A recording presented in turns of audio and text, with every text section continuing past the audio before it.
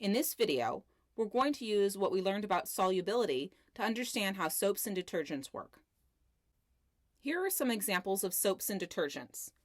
You can see that all of them have a long chain that contains nothing but carbons and hydrogens.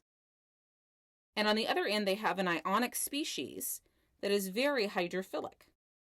The long carbon-hydrogen chain is the part that is going to be soluble with dirt, grease, and oils.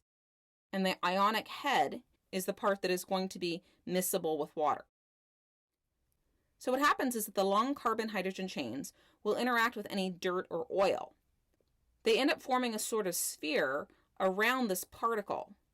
On the outside of the sphere are all the ionic groups that can interact with the water. On the inside of the sphere are all the carbon and hydrogen groups that interact with the dirt or the oil. Because the outside is water soluble, once the particle is surrounded by the detergent or soap, the water can then interact with the ionic species and wash away the dirt or the oil. This concept is very similar to micelles, which frequently come up in biology. In micelles, you have fatty acid salts that form with the nonpolar tails on the inside, and those nonpolar tails are going to contain lots of carbons and hydrogens, and the anions are going to be on the outside. Any nonpolar species or organic species can hang out on the inside of the micelle, and on the outside, you have all of the anions that can interact with the water.